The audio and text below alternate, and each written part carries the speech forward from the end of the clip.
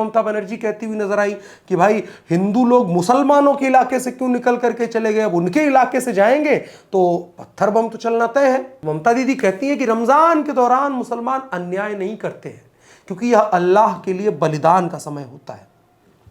ममता जी, आपका बयान जो है वो बड़ा कंफ्यूज करने वाला है। आप जस्टिफाई कर रही हैं रामनवमी के दिन हुई हिंसा को।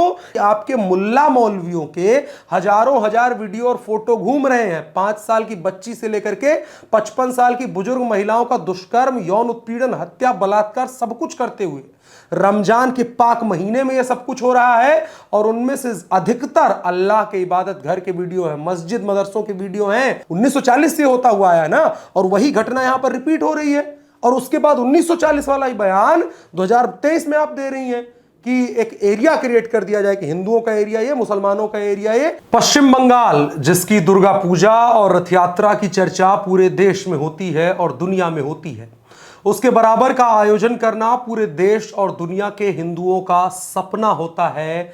लेकिन अब बंगाल बदल गया है और इसमें खुशी की भी कोई बात नहीं है कि मैं कोई बधाई दे सकूं। दरअसल वहां हिंदू रीति रिवाजों का पालन करने के लिए आपको सबसे पहले यह पता करना होगा कि कहीं कोसों कोस दूर किसी शांति प्रिय कौम की कोई बस्ती तो नहीं है, कहीं कोई शांति प्रिय कौम का सदस्य किसी सड़क से तो नहीं गुजर रहा है।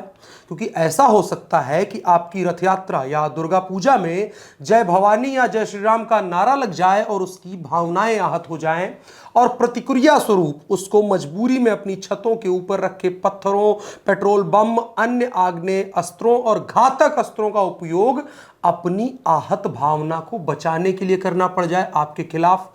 अब मैं ऐसा क्यों कह रहा हूं? मैं अतिशयोक्ति नहीं कह रहा हूं, यह नया सत्य मुख्यमंत्री ममता बनर्जी वेरीफाइड है। पश्चिम बंगाल में जब रामनवमी पर हिंदुओं ने रथ यात्रा निकाली बीते दिनों, तो शांति प्रिय कौम के हिसाब से उनके इलाके से गुजर गई तो वो भड़क गए और उसके बाद बेतहाशा हिंसा उनके द्वारा की गई। अनगिनत जगहों पर गाड़ियां जलाई गई, लोगों को मारा पीटा गया, एक टीवी चैनल के पत्रकार तक का सर फोड़ दिया गया, पुलिस वालों पर हमला किया गया और तमाम चीजें हुई है। अब यहां से आपको समझना चाहिए, और जब ये सब कुछ हो रहा था तो आप क्या उम्मीद करते हैं किसी प्रदेश के मुखिया से, मुख्यमंत्री से, कि वो क्या करेगा? उम्मीद सोच के देखिए।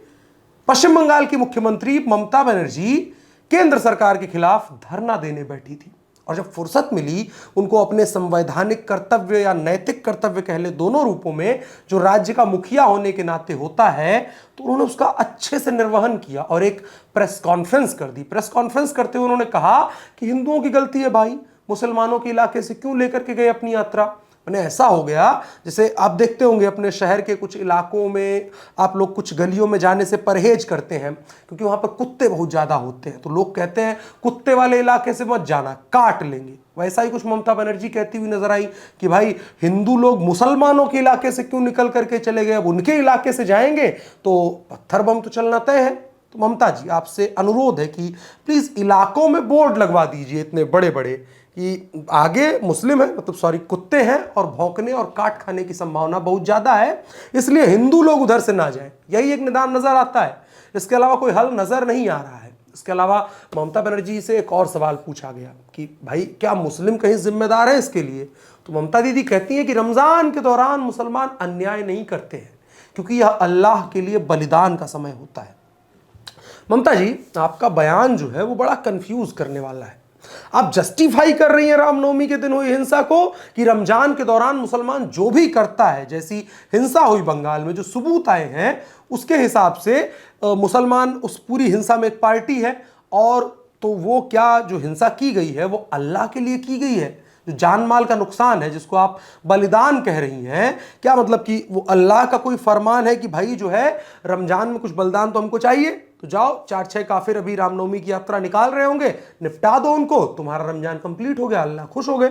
मतलब आपके बयान के बाद जहन में एक सहज उठा हुआ प्रश्न है, मैं किसी विद्वान या स्वयं ममता बनर्जी से इसका उत्तर चाहता हूं। अब इसी बयान से एक और मुझे प्रश्न समझ में आता है जो आपके बयान पर है। मैंने रमज़ान के दौरान आप कह रही है ना कि मुसलमान अन्याय नहीं करते हैं, तो फिर ममता जी थोड़ा डिजिटल हो जाइए। मतलब पश्चिम बंगाल को आप कितना डिजिटल कर पा रही हैं और कितना आगे बढ़ा पा रही हैं ये एक अलग प्रश्न है, लेकिन डिजिटल होइए, ट्विटर का इस्तेमाल करना शुरू करिए। वहाँ से सरकारें बन बिगड़ रही हैं। अमेरिका में भी कहा जा रहा है कि ट्विटर ने बड़ा खेल कर दिया है, और इधर अपने राहुल गांधी जी भी लगातार कहते रहते हैं कि ट्विटर के जरिए मुझे हराया जा रहा है।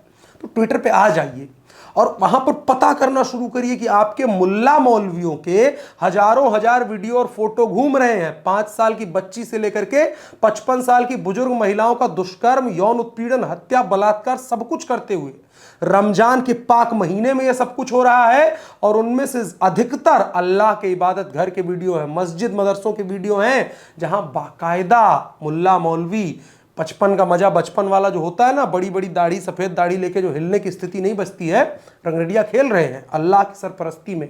उनके बंदों के द्वारा ये सब कुछ हो रहा है। तो मेरा प्रश्न ये है कि मैं यहां मतलब किसी की बात नहीं कर रहा हूं, मैं कुछ घटनाओं को आपके बयान के फरमे पे रख के चेक कर रहा हूं कि ठीक है ना सब कुछ जो आपने कहा, और कुछ घटनाएं जो रमजान के पाक महीने में हुई उनको रिलेट करके मैच करवा रहा हूं। ममता जी, ये कुछ चीजें हैं जो विश्लेषण करने के बाद में समझ में आती हैं कि आपका बयान जो है और उसके बाद आपके पश्चिम बंगाल से आने वाली रिपोर्ट्स को जो हम टैली करवाते हैं तो सिस्टम मैच नॉट फाउंड बोल देता है। तो फिर या तो एरर 505 नॉट फाउंड आपका बयान ही है, या फिर ये वीडियो और फोटो झूठे हैं। और झूठे वैसे ही हो सकते हैं जैसे विधानसभा चुनाव के दौरान आपके पैर टूटने और प्लास्टर बांधने वाले फोटो वीडियो झूठे थे। मतलब ममता जी क्लियर करके बता दीजिए कि हम दिल्ली, उत्तर प्रदेश या दूर अमेरिका वगैरह में बैठे हुए जो लोग हैं वो इस बात को कैसे समझे कि मतलब पश्चिम बंगाल में क्या हो रहा है, हिंदुओं के साथ क्या हो रहा है, मुसलमान क्या कर रहा है, वहां का सिस्टम क्या कर रहा है, वहां का प्रशासन क्या कर रहा है। लगातार आपको पता है कि भाई ये क्लैश होता रहा है, आज का नहीं है, 1940 से होता हुआ आया है, 1940 से होता हुआ आया है ना। और वही घटना यहां पर रिपीट हो रही है। और उसके बाद 1940 वाला ही बयान 2023 में आप दे रही हैं कि एक एरिया क्रिएट कर दिया जाए कि हिंदुओं का एरिया ये, मुसलमानों का एरिया ये, मुसलमान कहीं में एंट्री कर जाए, मुसलमान हमारे इधर से लेकर के पश्चिम बंगाल से लेकर पाकिस्तान पहुंच जाए, पूरा रूट बना ले वो रास्ता। लेकिन हिंदू जो है गलती से अपनी यात्रा लेके मुसलमान के इलाके में न पहुंच जाए।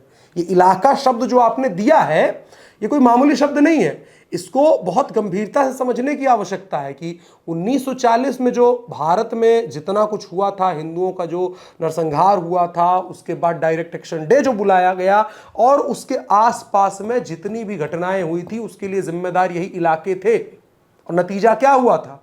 नतीजा हुआ था कि एक देश बन गया था बांग्लादेश और तमाम चीजें, फिर पाकिस्तान ही बना था उसी के साथ में उसके बाद में, लेकिन इलाका छोड़ना पड़ा था। तो इलाका शब्द का प्रयोग बेहद समझदारी के साथ करिए। जिस तरीके से आप कह रही हैं कि हिंदुओं को मुसलमानों के इलाके से नहीं जाना चाहिए, तो इलाका क्या होता है? 100 करोड़ हिंदू हिंदुस्तान में, सारा इलाका उनका हो गया, मतलब तो यही हुआ ना भाई, 100 करोड़ हिंदू है, सारा इलाका उनका, मुसलमान कहां चले जाएंगे फिर? लेकिन हिंदू तो ऐसा नहीं कह रहा है। या योगी आदित्यनाथ ने उत्तर प्रदेश में ऐसा कोई बयान दे दिया है कि, या नरेंद्र मोदी ने, प्रधानमंत्री ने कोई ऐसा बयान दे दिया है कि हिंदुओं का इलाका है, इधर से मुसलमानों का प्रवेश वर्जित है? ऐसा कोई बयान नहीं आया है ना।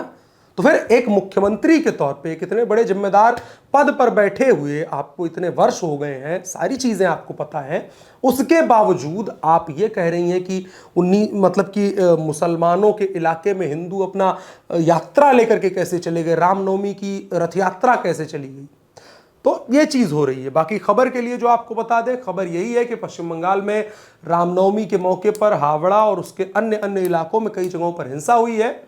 31 मार्च को भी ये हिंसा हुई जो कल का दिन था। उसके बाद कई पत्थरबाजी की वीडियो सामने आए, लोगों के घर जलाने के, गाड़ी जलाने के, अन्य अन्य प्रकार से हिंसा करने के, जहां दिखाई दे रहा है कि प्लांट किए गए हैं पत्थर छतों पर और वहां से फेंका जा रहा है, पेट्रोल बम फेंके जा रहे हैं, लोग घरों से सामूहिक रूप से निकल रहे हैं हिंसा करने के लिए, और तमाम चीज़ें हो रही हैं। इसमें एक पत्रकार नवभारत टाइम्स नाउ नवभारत के हैं कुंदन सिंह, वो भी घायल हुए हैं, और तमाम लोगों के साथ भी इस तरीके की घटनाएं हुई हैं। लेकिन पश्चिम बंगाल की मुख्यमंत्री माननीय ममता बनर्जी जी को ऐसा लगता है कि हिंदुओं ने बहुत बड़ी गलती कर दी मुसलमानों के इलाके से जा करके। आप क्या सोचते हैं ममता बनर्जी के इस बयान पर, और जो इन 2 दिनों में पश्चिम बंगाल और देश के अन्य हिस्सों में भी जो इस तरीके की घटनाएं हुई, क्या अब एक और बड़ा खतरा मंडरा रहा है? क्या ऐसा होने जा रहा है कि भाई हिंदुओं का पब्लिक स्पेस ही खत्म कर दिया जाए, कि हिंदू जो है हर जगह भावनाएं आहत हो रही हैं, और भावनाएं आहत होने के बाद पेट्रोल बम चलने लगेंगे, पत्थर चलने लगेंगे, हत्याएं होंगी, बलात्कार होने लगेंगे एक शांति प्रिय कौम के द्वारा। इसलिए हिंदुओं अपने घर में बैठ जाओ, जय श्री राम जो है दबी जवान में -3 में करते रहो, -3 डेसिबल में, और ये जो है 5 टाइम तक चाय चाय चाय चाय करके सारे एरिया को जगा करके रखे। उस टाइम डिसाइड नहीं होगा कि आवाज की जो दिशा है, जो अजान 5 टाइम नमाज पढ़ी जाती है, उसकी दिशा जो है वो किस बस्ती की तरफ घूमी हुई है और वो कहां तक जा रही है, और उस दौर वहां पे किसका इलाका पड़ता है, और उसको कौन डिसाइड करेगा कि वो किसके इलाके से ट्रैवल करती हुई जा रही है। ठीक है, तो ये बताया जा रहा है, ये न डिसाइड करने वाला कोई है।